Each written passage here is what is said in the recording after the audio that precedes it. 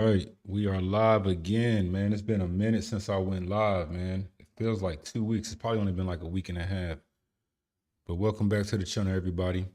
I'm tired today, but I just felt like going live just to talk about Nick Fuentes a little bit, see what he's been up to. I bookmarked a whole lot of his stuff, so we'll be going through a lot of those bookmarks, just seeing what Nick is seeing, talking about what Nick is seeing. I don't even know the context of a lot of this stuff. I just bookmark, several things over the last, I say, few days actually. So we'll just have fun with it. I think Nick is a very interesting figure. I like Nick Fuentes, to be honest with you guys. So I'm not gonna sit here and tell you a lie. I like Nick Fuentes. I like people who speak their mind. I like people who appear to not be afraid. And we'll see how it all shakes out in the end. So let me check my volume, make sure that I can be heard, and then we'll go ahead and get straight to it. Make sure you hit that like button. Make sure you subscribe. Welcome to the channel. Here we go. Let me check my volume real quick. Stand by.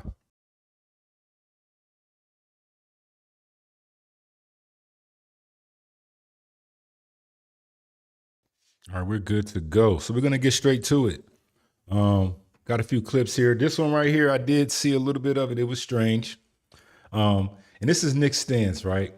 One thing I said about Nick a long time ago in one of my reaction videos, and someone actually made a comment about it, is that Nick Fuentes, he sees everything from a political lens, which that's his lane. I'm not knocking that.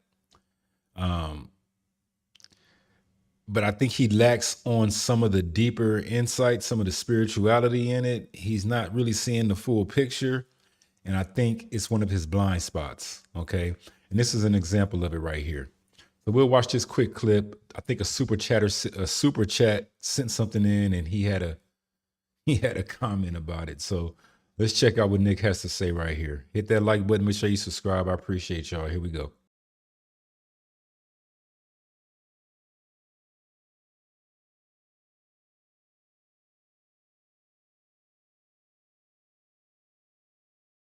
To that.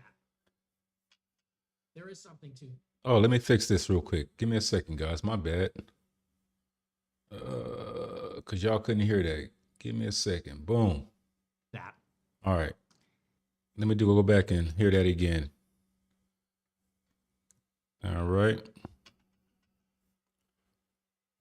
Let's go. We up here.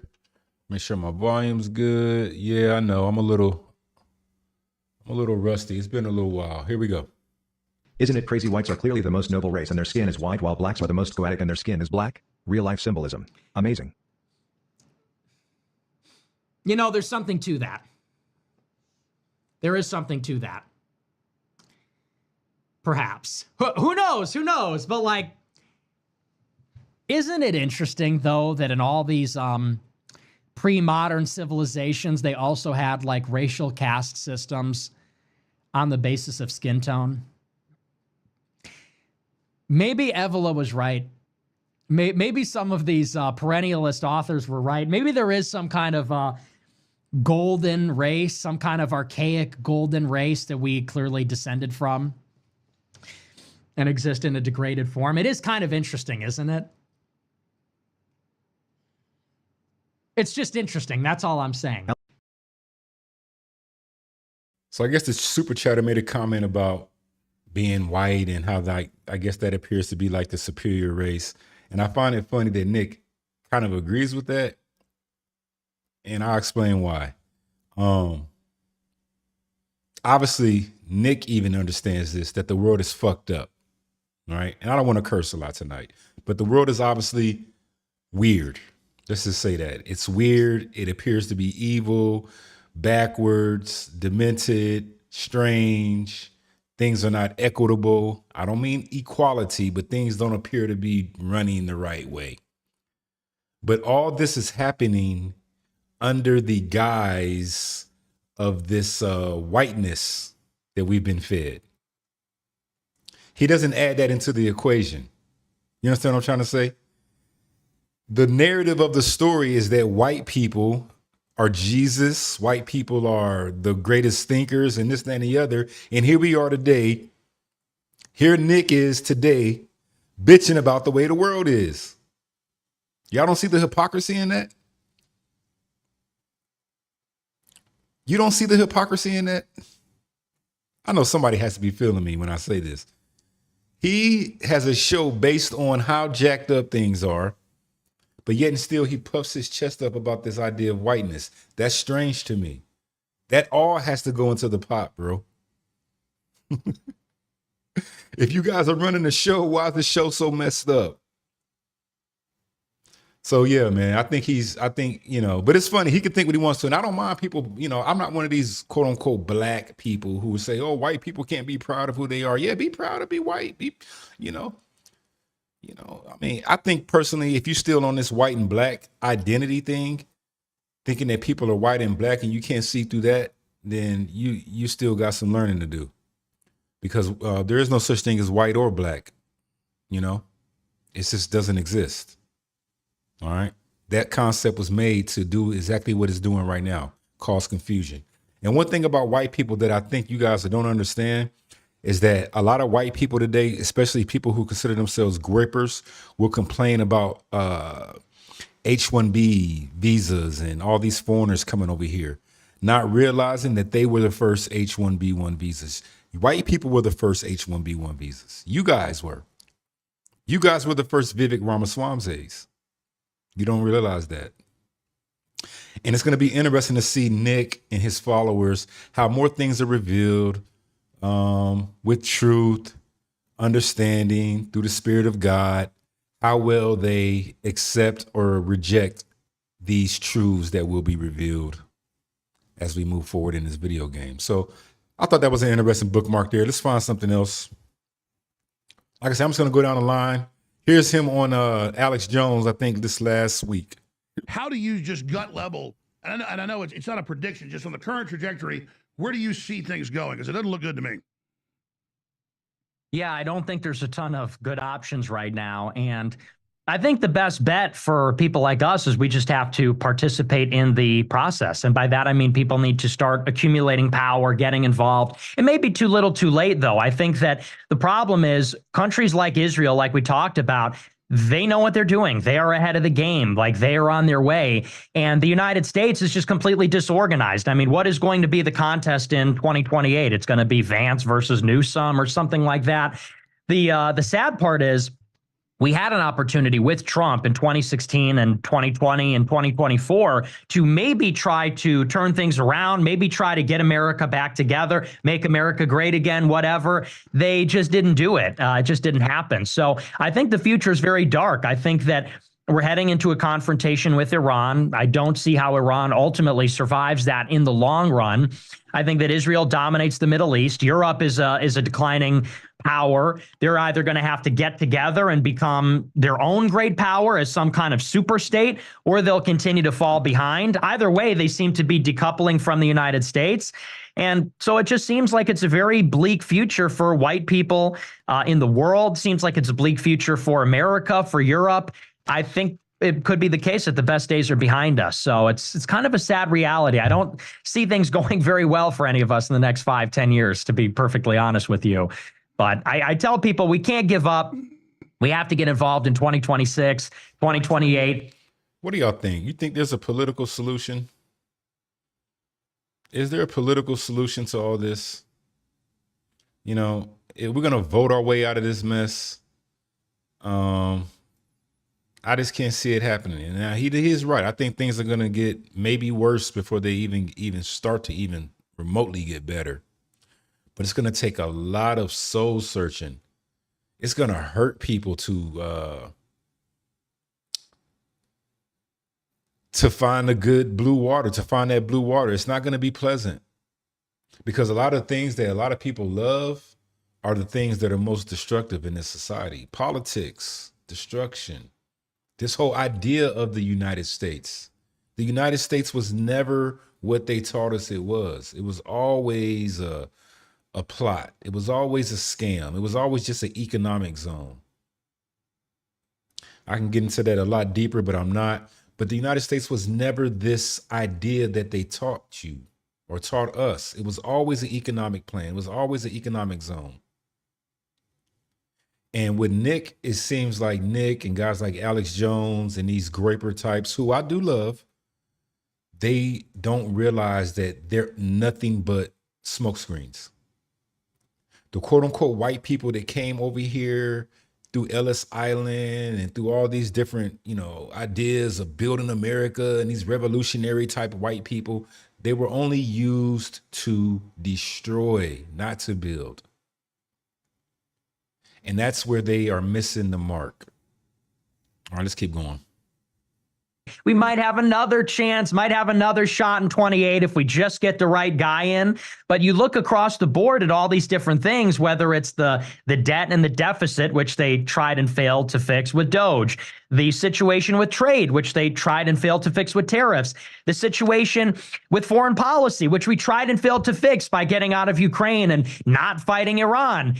Every one of these things weighs on us tremendously, and I don't see how any of these things are going to be resolved anytime soon in a way that's favorable. So I think that there's going to be perhaps a serious calamity in the near future, and the only hope is that we're going to be able to use that to reorganize society in a way that we have a shot at survival. But I got to be honest with you, this second Trump administration has been it's not only been a real letdown, but it really demonstrates the prospects that anything even can change. Because you would have liked. And here's the thing that's so strange about this whole thing. Most people don't even give a damn. It's really crazy the level of biblical truth that seem to be permeating through our society. I can look in people's eyes and tell that they have no even ounce of understanding on what we're living in right now.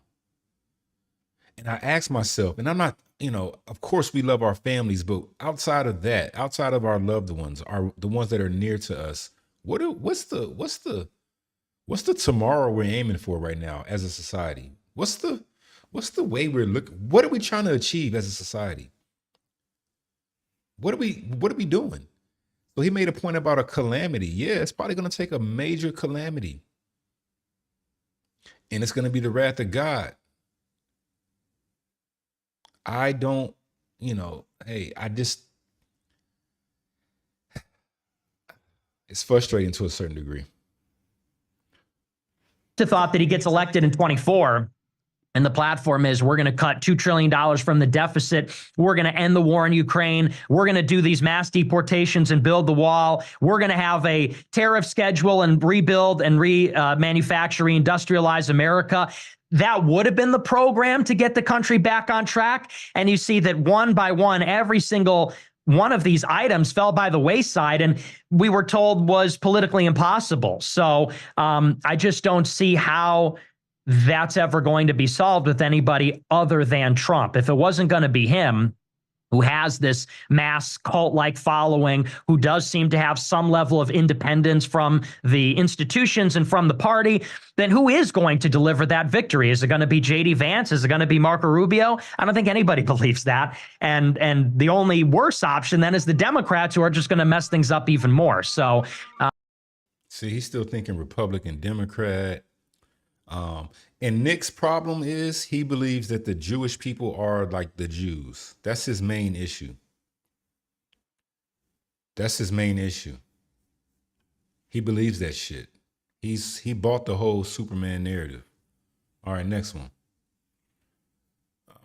Nick Fuentes, man. Here we go. To actually host Netanyahu, which is despicable. And that tells you that this is not the same Trump from 2016. You want to know why? In 2020, when the election was stolen from Donald Trump, stolen by the Democrats, who have done nothing but shit on Netanyahu. Okay, say what you will about Democrats and Republicans. Republicans are slaves to Netanyahu. They don't dare defy him. And they invite him to Congress, and they shower him with praise, and they visit him, and they adopt this diminutive position next to him, Lindsey Graham, laughing at his jokes. You're so funny, Netanyahu. I mean, it's disgusting the way you see Republicans glaze this guy. It's sick. It's like a pimp in his hose. It's gross. Democrats treat him like shit, and that's the one good thing about Democrats. is that the one time I actually was proud that we had an uppity black guy as president is when Obama shit all over Netanyahu. That was the one thing, that was the one time when I was like, you know what? He is pretty cool. I'm actually glad we have a swaggering, uppity black guy putting his feet on the desk. Good. Put your feet on the desk when Netanyahu's there. Now it's appropriate. You see, and even that was a scam.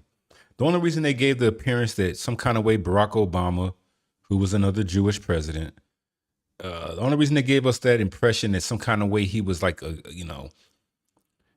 defiant towards Israel was so that it wouldn't look so obvious, guys. That was it. It was a scam. Come on, Nick, you can't see through that. Barack Obama was a puppet and Jewish. That was only to give the appearance that this quote unquote Barack Obama, who's not even black, he's African and we don't know what his mom really is, was some kind of way. They didn't want to give the appearance that he was put in place by the Netanyahus. The Netanyahus appointed Barack Obama. And it would have looked real suspicious back in 2008 if Barack Obama would have been all buddy-buddy with these people outwardly. But on the inside, they were thick as thieves. It was all a scam. And it's kind of sad that a guy like Nick Fuentes can't see that. So keep in mind, Trump was overthrown in a stolen election by the Democrats who have done nothing but insult and attack Netanyahu and Israel. I mean, you see it lately. They say the Democrats are anti-Semitic and the far left hates Jews and all this kind of stuff. And when the election was stolen for Trump, Netanyahu was one of the first world leaders to congratulate Biden on his victory. Okay, think about it. Trump was the most pro-Israel president in history. He gave them everything they wanted.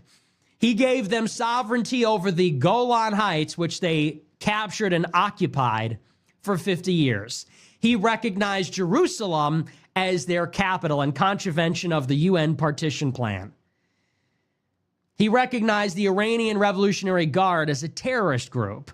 He moved the embassy, which every president has promised to do for 50 years. And they actually signed a memorandum every 6 months or a year delaying the implementation of that. He finally did it. He gave them everything they wanted. They named streets after Trump. They put Trump's face on a coin. They put Trump's face on the embassy. Most pro-Israel president gave them everything they wanted. Killed Soleimani, who was the architect of this Iranian axis. And what did Netanyahu do? How did the leader of the Jewish state reciprocate that loyalty? Knife in the back. Knife in the back. He was one of the first world leaders to recognize Joe Biden's illegitimate victory in the election. Trump did everything. Looking back, do y'all think Trump was in on this whole idea of the election being stolen just so they can have him in here now during this time frame? I look back at everything now and it seems like it might have been all manufactured. Have y'all ever thought about that? I know we sit here and we think, oh, the election was stolen and whatnot. But it seems like, I don't know, it's just strange now, the way Trump's moving now and, hindsight, what they say is 2020. Do you think Trump was maybe in on that? Because he is just done. Trump is done.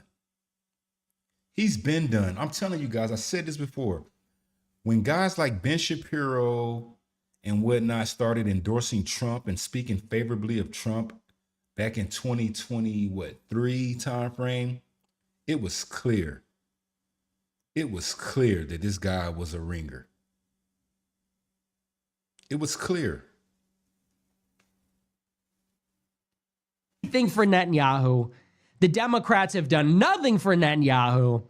The election was stolen, and Netanyahu quickly rushed to congratulate Biden to curry favor because he knew that Biden would be the president, and he knew that he wanted to make a good impression and, you know, potentially forestall another Iran nuclear deal or something.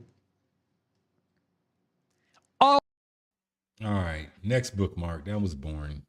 But yeah, I think Trump might have been in on it, man. I think he understood what was going on. And then it got weird after they gave him no federal charges. He really flipped. All right, here we go. Iran, the midterms,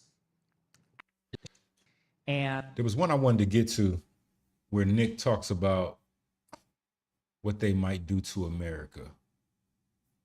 And then we're going to get into Thomas Massey. And then we're going to jump out. And we're probably going to do another stream here in a minute too about some more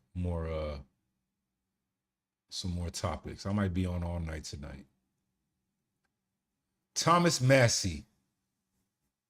I want to find the one where he talks about the possibility of something happening to America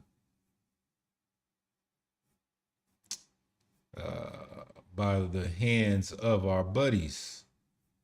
And I can't find it. I don't think I have it.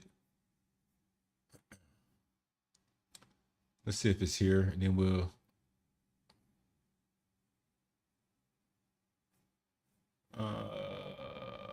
Oh, here it is. Let's go. This is it. So, knowing how crazed and arrogant, bravado, hubris-filled, chutzpah-filled Israel is right now, what's going to happen here? Here's what I'm saying.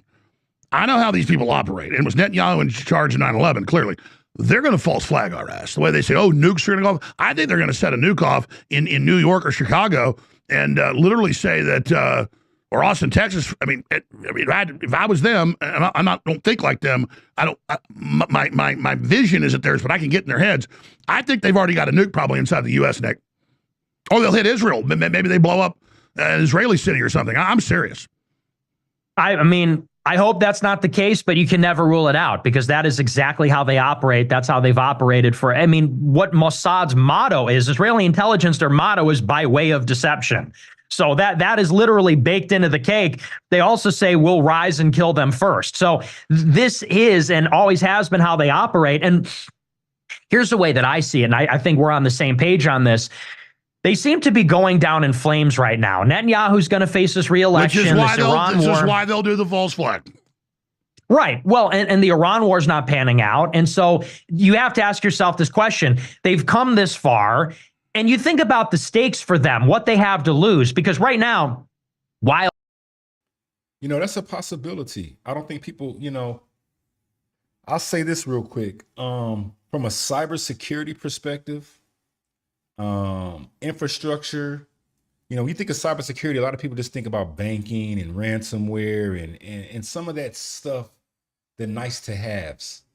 People don't look at cybersecurity from an angle of your water, your electricity, maybe a little bit of that. People think that, but people don't think about their water, their electricity, the medical, the fire, police departments.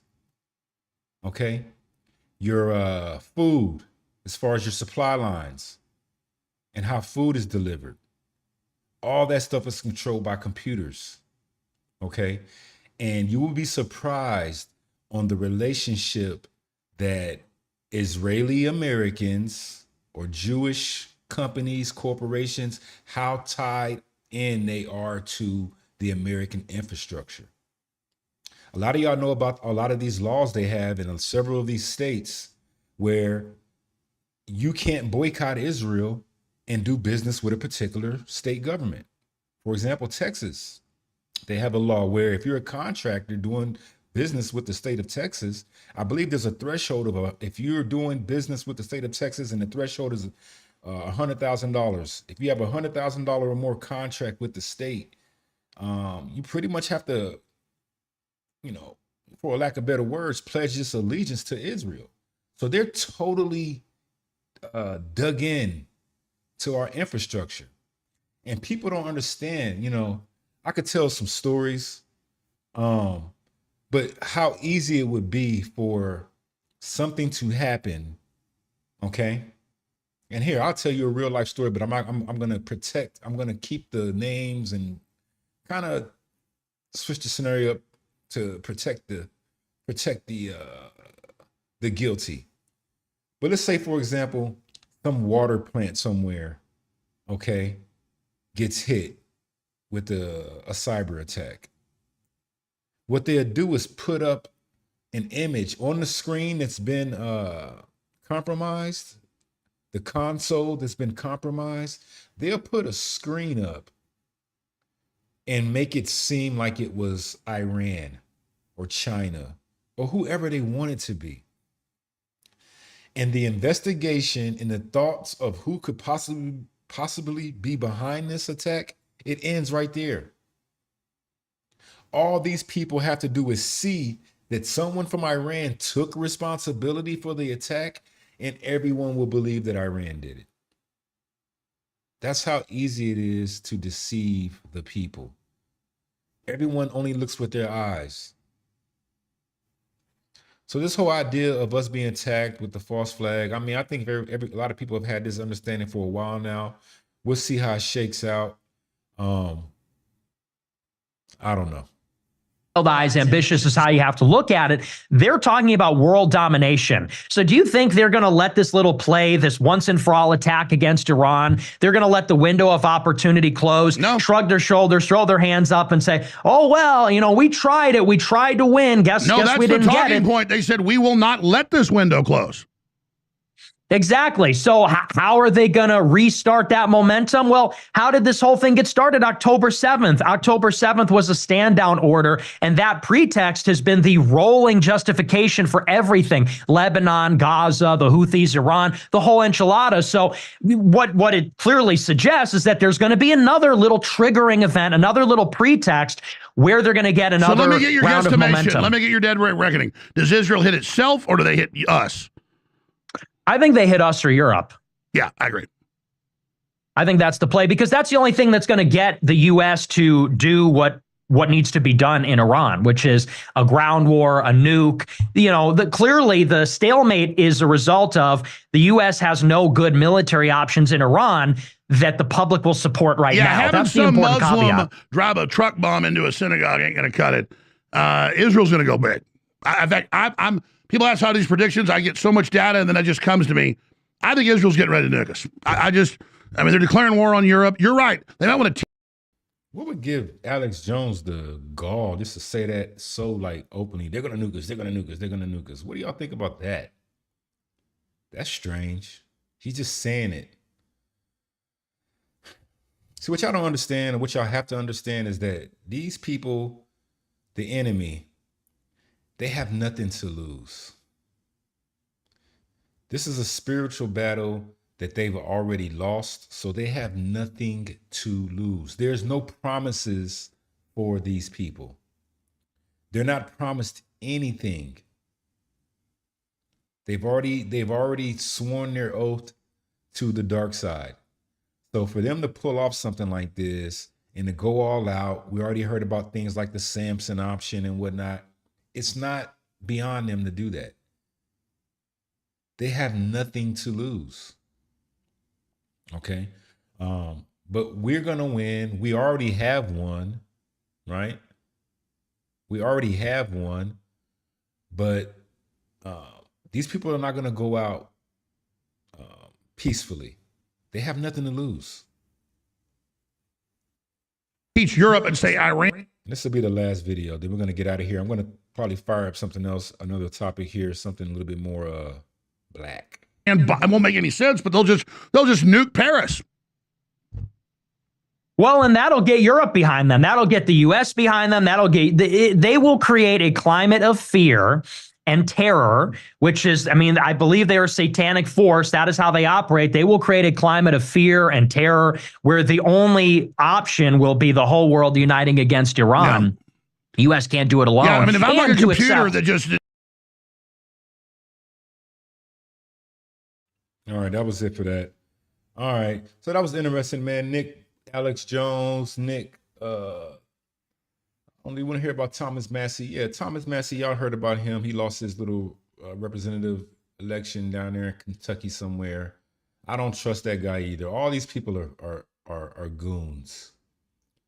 They're goons, in my personal understanding, and I would not lean on them, count on them, or put any type of hope in them to change anything to be for you.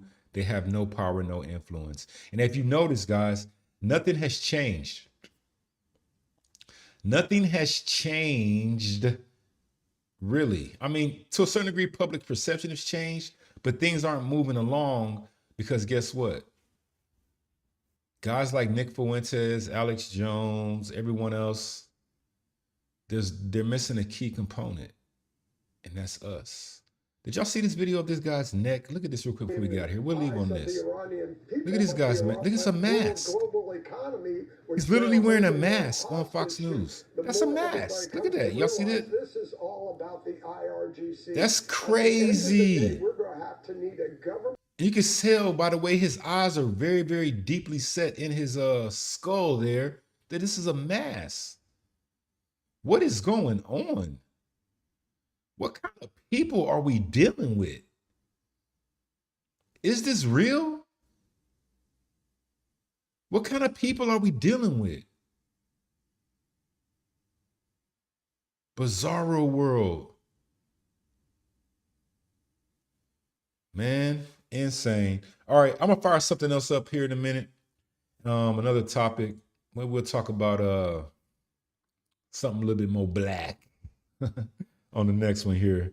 But I feel like being online a little bit. I'm tired, but I feel like it's been a minute since I've been on. So I'm probably going to end this stream here and start another one. And we're going to get to talking about something else. All right. Maybe we'll see what Candace has been up to. Drake dropped his album or 3 albums. They're bombing. And that's good news, actually. That quote unquote black people are waking up to the idea of a Drake being in the culture. That's significant. What does it mean? It means a lot. So we'll talk about that here probably in the next 30 minutes or so. With that being said, hit that like button. Make sure you subscribe. As I always say, I love y'all. And I will see you next time. I'm out.